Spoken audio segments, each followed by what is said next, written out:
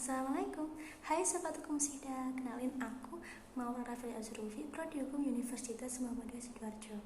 Dalam video ini aku akan melakukan tugas wawancara kepada pihak-pihak desa seperti salah satu perangkat desa, tokoh masyarakat, serta warga dusun masyarakat itu sendiri mengenai bagaimana ya budaya hukum masyarakat dusun Tamanan terhadap pengelolaan sampah.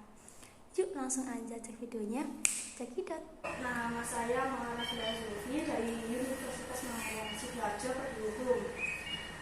Di sini saya mau izin wawancara Bapak. Apakah berkenan? Ya, berkenan. Ya. Sebelumnya boleh perkenalkan siapa dan sebagai asal dari Tamanan. Ya, terima kasih atas wawancara ini. Saya di sini kalau sekarang sebagai tokoh masyarakat. Kalau dulu saya pernah sedikit banyak menjabat RW selama 2 periode. Jadi kalau insya Allah yang mau dipertanyakan, insya Allah saya akan bisa mulas secara jelas dan rinci. Baik, langsung dimulai saja nih Pak. Ya. Jadi di sini saya ingin tahu Pak tentang permasalahan apa sih yang ada di desa, boleh dijelaskan juga. Masalah? Apa saja yang di desa? Kalau yang di desa itu banyak kegiatan, baik yang bersifat pembangunan bersifat mental, ada juga yang bersifat pembangunan yang bersifat fisik, yang bersifat lesengan, ada juga yang sekarang menjadi pokok pembahasan atau suatu permasalahan adalah masalah sampah.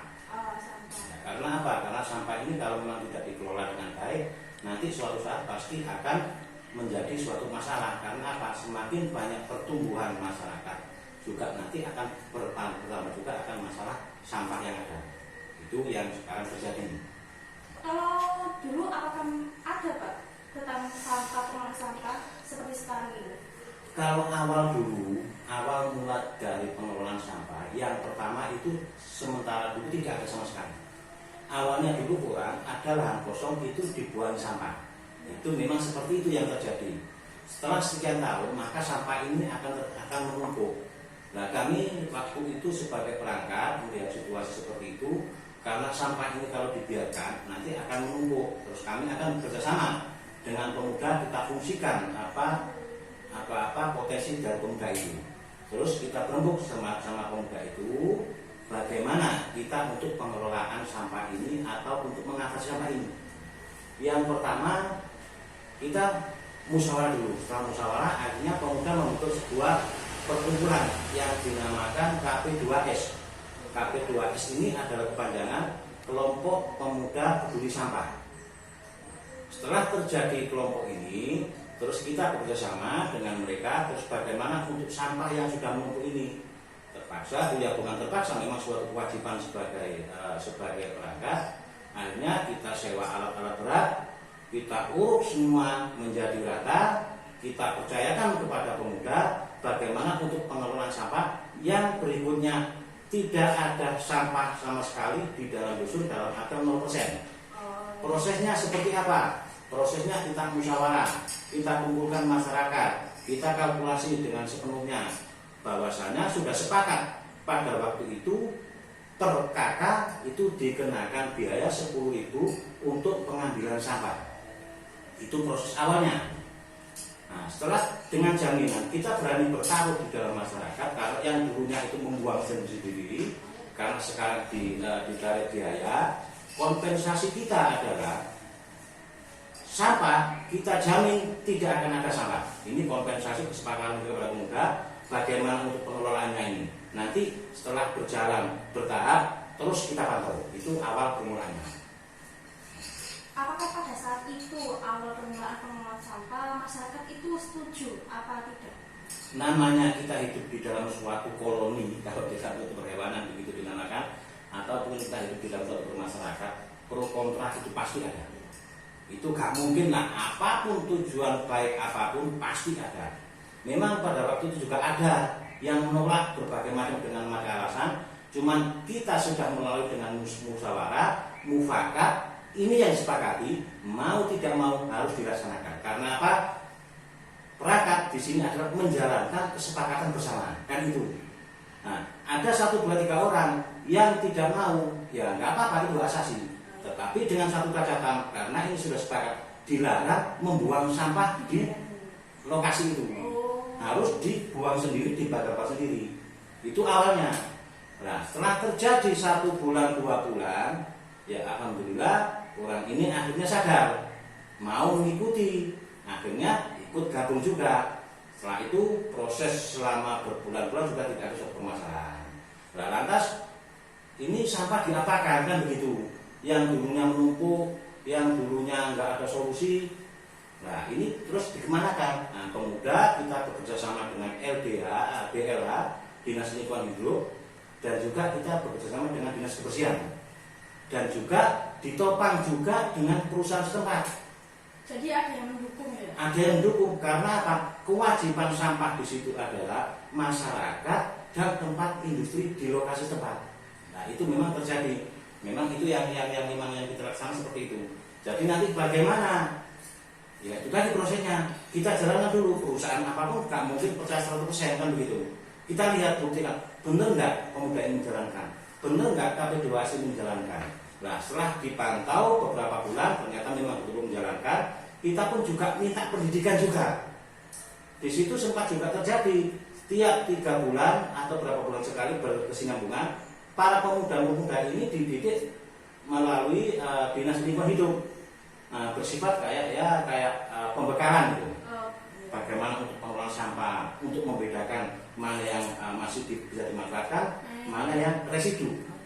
Yang dulunya dibuang 100%, kalau kita hitung dari pembuangan seperti itu nanti akan membekakan biaya. Terus bagaimana supaya tidak dibuang 100%? Nah, kita dididik oleh DLH ini dipilah mana yang bisa dimanfaatkan dan mana yang residu. Nah, residu ini memang kalau residu istilahnya yang harus dipakai memang dibuang. Jadi dari selisih ini ya tidak mungkin langsung semuanya walaupun bersifat keuangan itu nggak mungkin berhasil 100%. Awalnya ya tekor, tapi inilah memang perjuangan. Nah, setelah 3 bulan ada pengurangan kekurangan ini, terus yang berapa bulan sekali akhirnya dapat hasil sedikit-sedikit. Itu yang terjadi.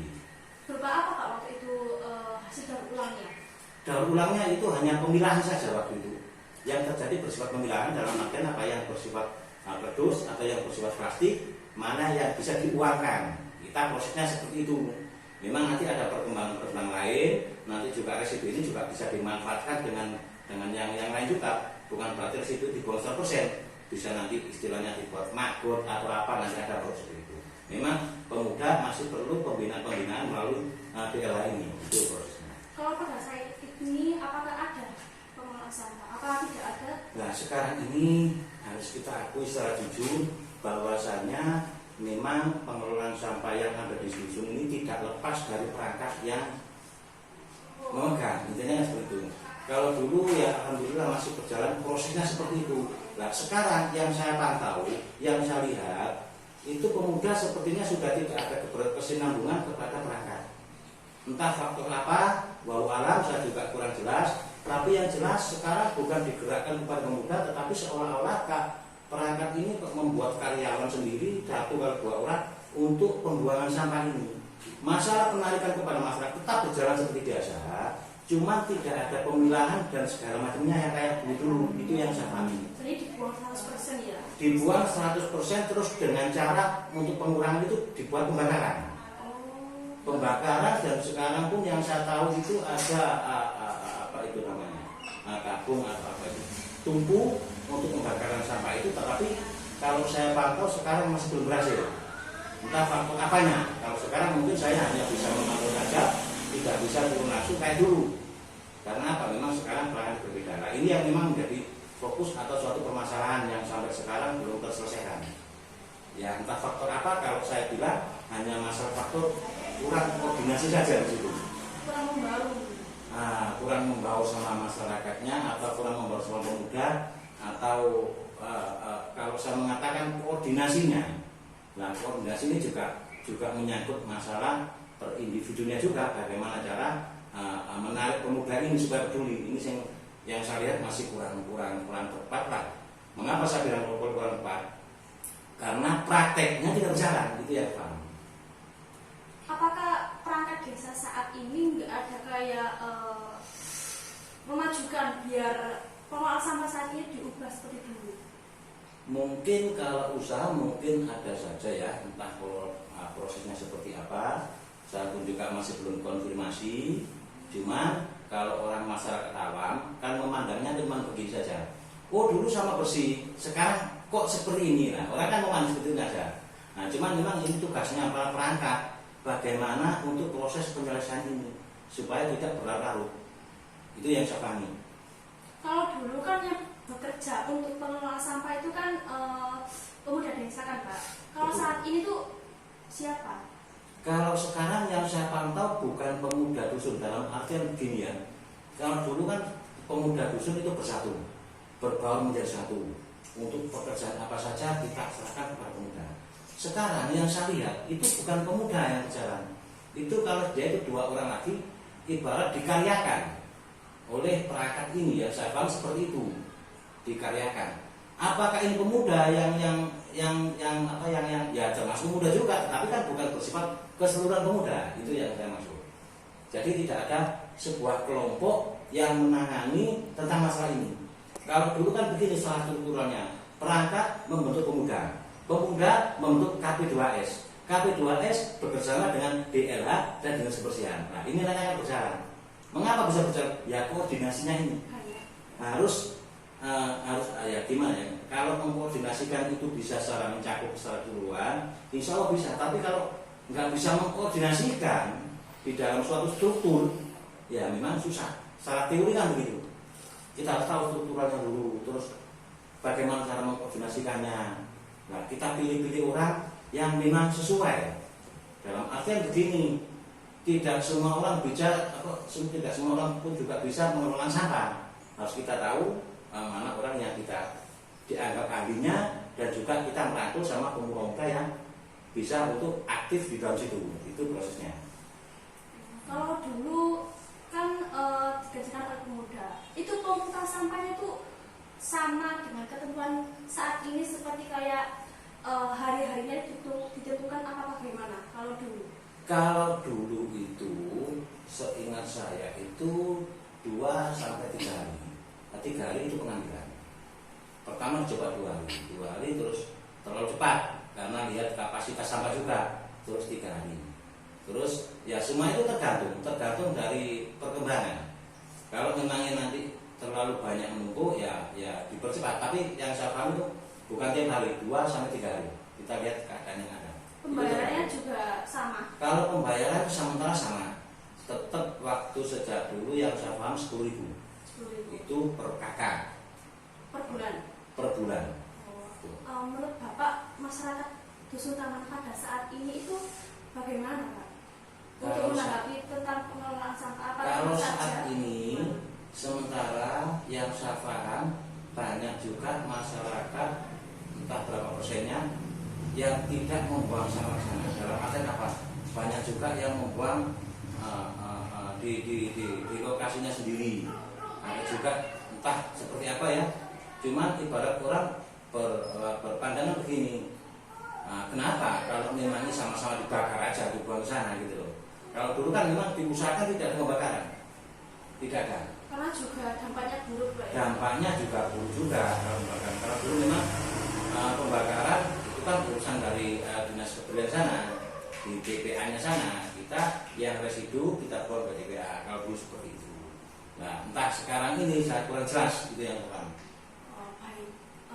Pandangan Bapak terhadap masyarakat dan harapan kedepannya untuk masyarakat. Kalau harapan kedepannya, ya itu tadi harus bisa mengkoordinasikan bagaimana perangkat dan pemuda bisa berbaur. Itu yang saya inginkan. Karena apa? Yang saya lihat sekarang itu tidak ada pembaruan, bukan pembaruan ya, berbaur.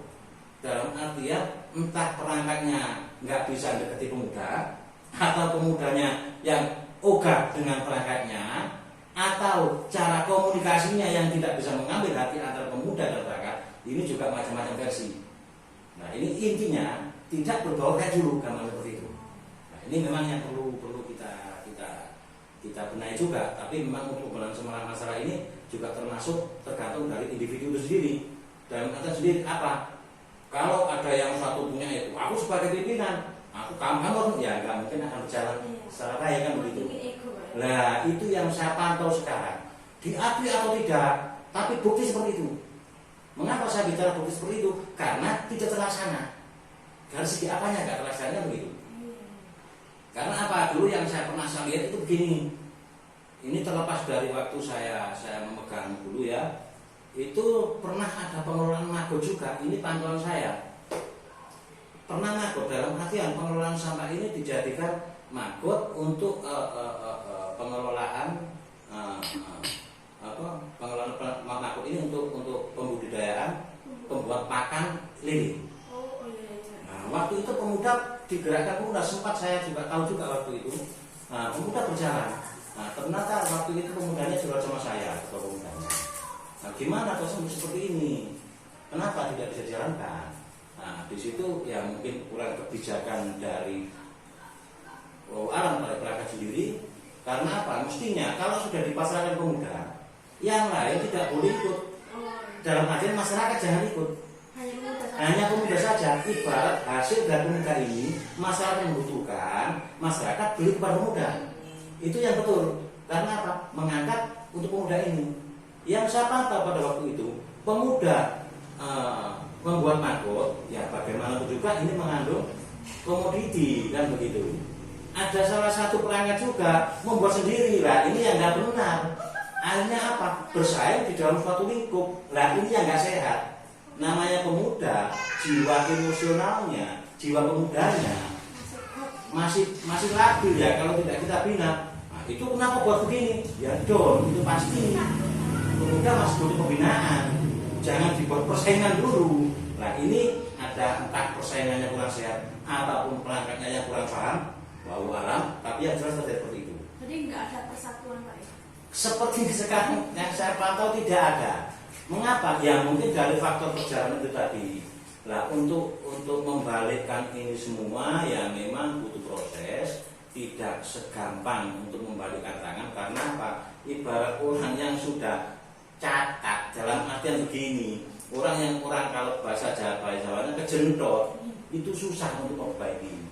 Harus ada saling rendah diri dulu, saling menjalin, butuh proses dan itu pun yang kami perjuangkan saat ini, yang banyak juga orang tua sama saya kita satukan, kita bersamakan kepada ayo bareng-bareng, tapi kok susah banget gitu loh. Entah ini nanti kita masih kemarin juga masih ada musyawarah walaupun dalam ikut intern nanti bagaimana solusinya untuk langkah yang terbaik. Karena apa? Untuk memperbaiki itu jauh lebih sulit daripada merusak, itu sangat mudah. Itu yang terjadi. Jadi sangat susah Pak ya untuk menyatukan. Ya memang begitulah di suatu masyarakat memang seperti itu, pro kontra. Jangan beranggapan enak, mustahil hal seperti itu terjadi. Pro kontra pasti itu ada, cuman bagaimana kita menyikapi yang kontra ini bagaimana. Kita harus ambil jalan tengah. Dalam artian jalan tengah ini juga yang positif. Kadang orang mengambil jalan tengah, saya ini orang nasional, tapi tidak benar ya itu salah juga gitu. Tolak ukurnya itu harus jelas. Itu yang saya pahami. Baik, sangat cukup sekali jawaban dari Bapak dan sangat membantu tugas-tugas saya. Mohon maaf Bapak apabila mengganggu waktu Bapak. Cukup sampai di sini. Saya tutup ya Pak. Ya, Assalamualaikum warahmatullahi wabarakatuh.